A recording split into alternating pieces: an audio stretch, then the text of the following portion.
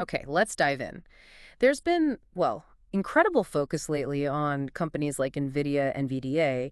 It seems everyone is looking for different ways to gain exposure, maybe get some performance, or perhaps even generate some income from such a high-profile stock. Yeah, that intense market interest, it naturally leads to the creation of specific investment products, Yeah. things designed to tap into that demand, often with, pretty unique strategies. Which is exactly what we're looking at today. Our deep dive is focused on one such product, the RX NVDA Growth and Income ETF, ticker NVTA. And we're going straight to the source for our info, pulling directly from the fund's own description on the REX Shares website and its fact sheet, the material you provided. Right. Our goal here is to unpack these official documents. We want to understand NVI's stated objectives, the details of its strategy as REX Shares describes it, its key features, and, critically, the significant risks that they explicitly outline in their own material. So you can get a really clear, well-informed picture of what this specific investment vehicle is all about, straight from the horse's mouth, so to speak. So based on these documents, what exactly is this RX NVDA Growth and Income ETF, NVI? Okay, according to the source material, NVI is an ETF, an exchange-traded fund. It's managed by REX Shares. Its primary stated investment objective is to pay weekly distributions. Weekly income. Okay, that's a clear draw for a lot of investors, I imagine. Is that the only objective? No, there's a secondary objective as well. Yeah. The fund seeks daily investment results. This is before fees and expenses that track somewhere between 105% and 150%. So basically 1.05x to 1.50x, the daily percentage change of NVIDIA's common stock. Got it. So weekly income and leverage daily performance tracking NVA. That's quite a combination right there. The source material also puts a really important point front and center, doesn't it? Absolutely. It states pretty unequivocally that investing in NVI is not the same as investing directly in NVDA. That distinction, straight from their own description, is, well, fundamental. Okay, so not a direct investment. How does it then try to achieve this balanced growth and income approach the source talks about? What's the core strategy? They describe a strategy that's kind of split into two main parts. So one half of the portfolio is dedicated to generating that weekly income. It does this by writing or selling short-term out-of-the-money call options on NVDA. Okay, out of the money calls. So for anyone less familiar, that generally means selling options with a strike price above the current market price. The idea is you collect the premium, the payment, for selling that option. Exactly. And the source says this is intended to capture income from NVDA's volatility. Now, here's where the trade-off comes in, and they do highlight this later under risks, but it's crucial context for the strategy itself. Using covered calls like this, while aiming for income, also limits or caps your participation in NVDA's upside gains, on that portion of the portfolio anyway. Ah, right. So generating income from that volatility comes with potentially giving up some of the upside if NVDA really rallies. What about the other half of the portfolio then? The other half, according to their description, remains uncovered. This part is intended to provide, well, uncapped upside potential. It stays fully exposed to NVDA, aiming to capture price appreciation during rallies without that covered call limitation. So it's that combination, half generating income via those capped upside calls, half seeking uncapped upside more directly, that the source says lets them target that specific daily leveraged exposure. Yes, that combination is how they target the 1.25x daily exposure, operating within that 1.05x to 1.50x range we mentioned. It's really important to note, though, because this targets daily performance, the returns over periods longer than a single day will, well, very likely differ from that target. That's due to daily rebalancing and the effects of compounding, something the source flags as a key risk we'll get into. And this strategy clearly involves using derivatives, like those options you mentioned, and the source notes the potential for others, too, like swaps, especially when detailing the risks later on. Correct. The strategy relies heavily on derivatives to achieve both the income generation and those leveraged daily exposure targets. It's fundamental to how it operates. Okay, let's shift gears a bit to the key facts and the snapshot provided in the source material. We know the tickers NVII, CU SOUP, 761-562-305, listed as U.S. Equity Technology Sector, trading on the CBOE BZX exchange. And a key fact, right from the documents, is the fund inception date, May 28th, 2025. So this indicates it's a very, very new fund, just organized. Right, so basically no operating history or track record to look at yet. The gross expense ratio is listed as 0.99%, nearly 1%. And looking at that financial snapshot, as of May 27th, 2025, so just before inception, the NAV and closing price were both $25.02. Fund assets were tiny, just over $500,000 and 20,000 shares outstanding. The median bid-ask spread and premium discount were listed at 0% as of that date. Okay. And on the distribution side, the frequency is weekly, but the sources, dated May 28th and April 30th, 2025, showed the distribution rate and 30-day SEC yield as TBD, or just unavailable. Yeah, that's expected for a brand new fund. But the sources do explain the calculations, which is vital. The distribution rate. It's based on the most recent distribution, annualized, and importantly, it includes that option income. It's just a snapshot of one distribution, though, not total return and definitely not guaranteed going forward. And the 30-day SEC yield, how's that different? That's based on net investment income, and it specifically excludes option income. Then it's annualized over a 30-day period. Ah, okay. So the distribution rate reflects that option premium strategy, while the SEC yield is more like traditional investment income, which, like you said, is TBD right now. And speaking of distributions, the source is very, very direct about the potential pitfalls here, isn't it? Oh, absolutely. It couldn't be much clearer. It states distributions are not guaranteed. The amounts will likely vary, maybe greatly. And importantly, they may include return of capital ROC. The source explicitly warns that ROC decreases the fund's NAV, its underlying value, and its trading price. This could lead to significant losses for investors. It also mentions that, unusually favorable market conditions causing distributions might not last. That's a huge point. The income you receive might literally just be getting your own initial investment back bit by bit, eroding your principal. What about the fund's holdings as of that May 27th snapshot? It's interesting. The snapshot shows TBL's treasury bills at over 100%. Then NVDA call and put options with varying weightings, both positive and negative, and a tiny bit of cash. The source clarifies that under normal conditions, the fund aims to invest at least 80% of its net assets in NVDA or NVDA derivatives. That high percentage in TBLs is pretty typical in funds using derivatives like this for exposure.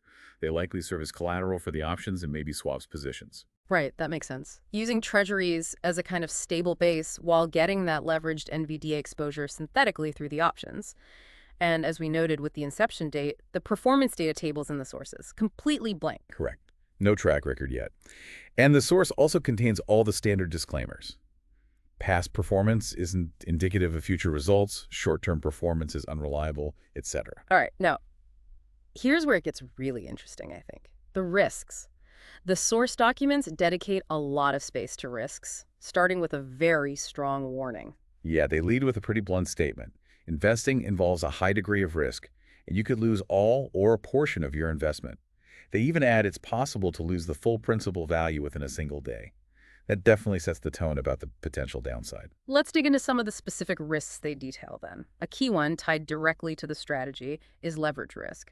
Yes. While they target that leveraged daily return, remember the leverage comes from the options contracts they use. And leverage, well, it amplifies both gains and losses. Yeah. So a small adverse movement in NVDA's stock price could result in pretty substantial losses for the fund, making it inherently more volatile than just holding the underlying stock itself. And building on that daily target, the source highlights compounding risk. This seems particularly important for understanding the potential difference between those daily returns and returns over, say, a month or a year. It absolutely is. Because the fund rebalances daily to maintain its target exposure, the returns over periods longer than a single day will almost certainly differ, maybe significantly, from that 105% to 150% daily range. The source explicitly warns, and this is key, that the fund can lose money if NVDA is flat over a period, or it could even lose money while NVDA increases over periods longer than a day. It sounds counterintuitive, but it happens because of those daily rebalancing mechanics, market volatility, and the way compounding works with leveraged products. Wow, losing money when the underlying stock is actually up over time. That's definitely something investors need to understand. What about the risks directly tied to the tools they're using, derivatives and options risk? Right. As we've said, the strategy hinges on options and potentially swaps. The source warns that derivatives can amplify losses, just like leverage does. There's also the risk that the derivatives might not perfectly track NVDA, meaning the fund might not achieve its objectives. Options pricing itself can be unpredictable, sometimes erratic, and there can be issues with liquidity, being able to buy or sell them easily or accurately valuing them. They also mention FLEX options, which offer customization but might have less liquidity or price transparency. It adds complexity. Okay. Moving from the strategy tools to the fund's output. The source lists risks related to the distributions themselves. Distribution risk and distribution tax risk. Yeah, this really reinforces what we touched on earlier about those payouts. They stress again. Distributions aren't guaranteed, amounts vary, and they can include return of capital, which eats into your principal. The source hammers home that ROC distributions aren't income or gains in the traditional sense.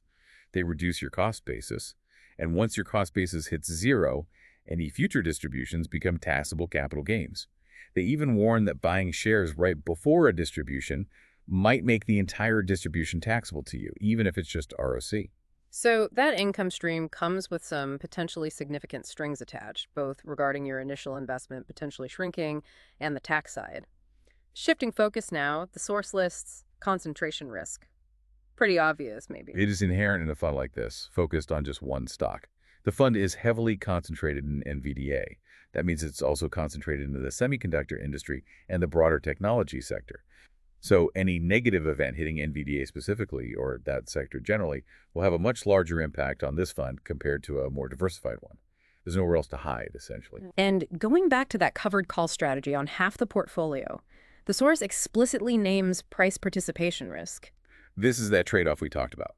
The covered call strategy, aiming for income, limits the upside potential if NVDA stock price really takes off. The source states the fund caps its participation on half the portfolio, while, and this is important, retaining full exposure to the downside if NVDA falls. So if NVDA has a significant surge, the fund could underperform owning NVDA shares directly, maybe by a lot. Okay.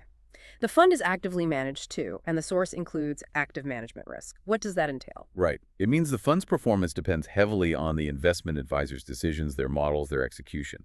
There's always the risk that their strategies just won't work as intended. They could make bad calls, leading to underperformance or losses, maybe even missing their stated objectives altogether. Makes sense. The source also highlights several market-related risks: market, liquidity, and premium discount risk. Yeah, this covers a few things.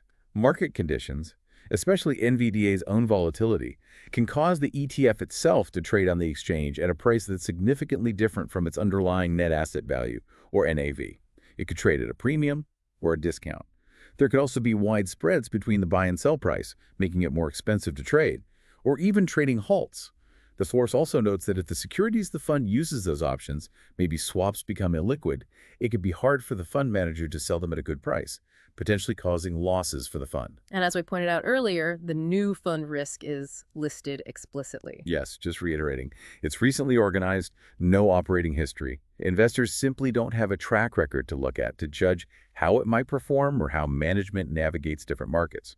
The source then goes into quite some detail on risks specific to the underlying company, Nvidia Corporation investing risks, and the sector it operates in. This looks like a long list. It is a very comprehensive list pulled directly from the source.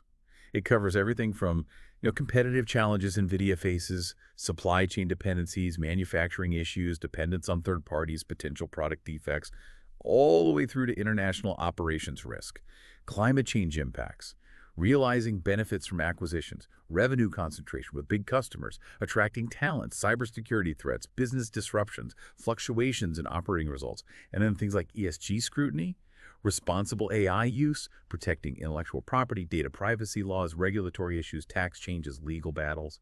The list goes on. Wow. And it also mentions risks around failing to meet market expectations or guidance, the high trading volatility of NVDA stock itself, heavy short selling sometimes, shifts in investor sentiment, media attention, trading alts, litigation. The key takeaway isn't necessarily memorizing every single point, but understanding the broad range of potential headwinds NVIDIA itself faces, any of which could negatively impact this fund due to its concentration. Understood. And for the broader industry sector, risks in semiconductors and IT, similar level of detail. Yes, similarly detailed. The source talks about risks specific to these sectors, like intense competition across the board, some companies having limited product lines or resources, dependence on specific materials or limited suppliers. The potential for production disruption. They even mention things like water or silicon supply issues, price increases from suppliers, rapid technological obsolescence, maybe short product cycles, frequent new product introductions needing constant R&D, aggressive pricing that hurts margins, loss of IP protection, cyclical economic patterns hitting demand, evolving industry standards, fierce competition for qualified engineers, high capital equipment costs, government regulation, ongoing industry consolidation, reliance on patents. Again, the point is the fund's concentrated exposure to all these specific industry challenges. Okay. The source also classifies the fund specifically as non-diversified. Right. And that classification basically confirms what we've been saying.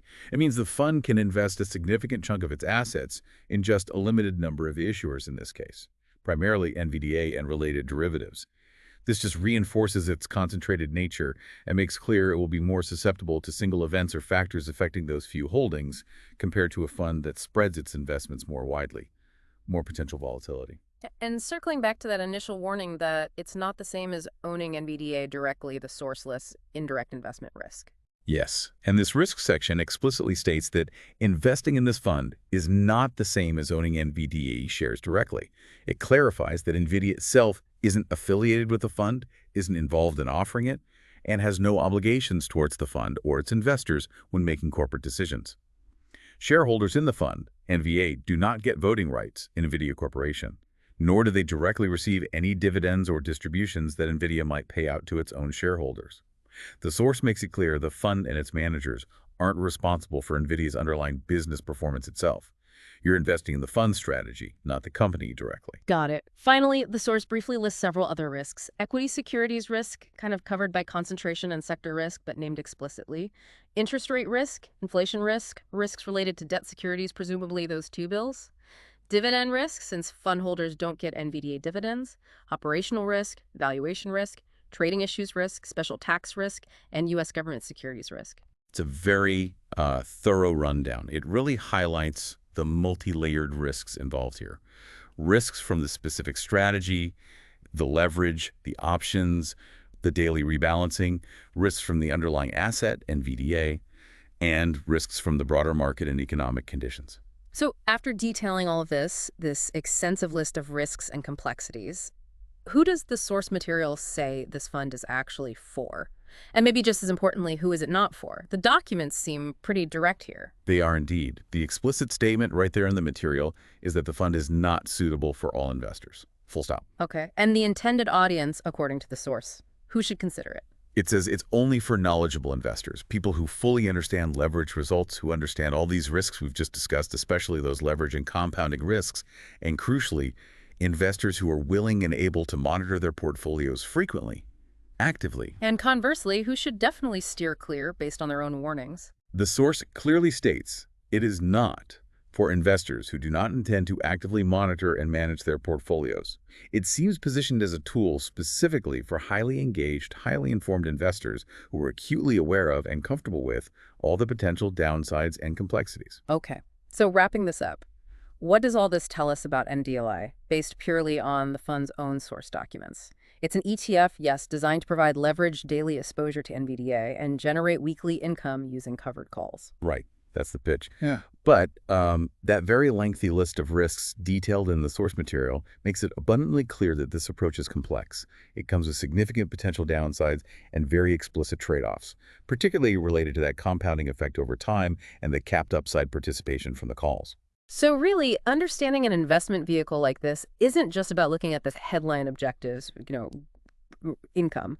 It absolutely requires digging into the mechanics, understanding those daily rebalancing effects, and carefully reviewing that extensive list of potential downsides that the source documents themselves lay out so clearly. Exactly. It's about being fully informed about exactly what you might be investing in, the structure, the risks, the costs, not just the popular name on the ticker or the surface level promise of income. And that leads us to a final provocative thought, pulled straight from pondering this source material. The fund attempts this specific, maybe delicate balance, trying to capture some of NVDA's potential upside while simultaneously generating income through those covered calls. But the source makes it crystal clear this strategy involves compounding risks over time. It caps your upside potential on half the position while keeping full exposure to the downside, and the distributions could just be returning your own principal. So what does that stated balance between potential growth capture and income generation really mean for an investor's overall return and principal over the long term, especially considering it's explicitly not the same as simply owning NVDA shares? What stands out to you after digging into all that detail from their own documents?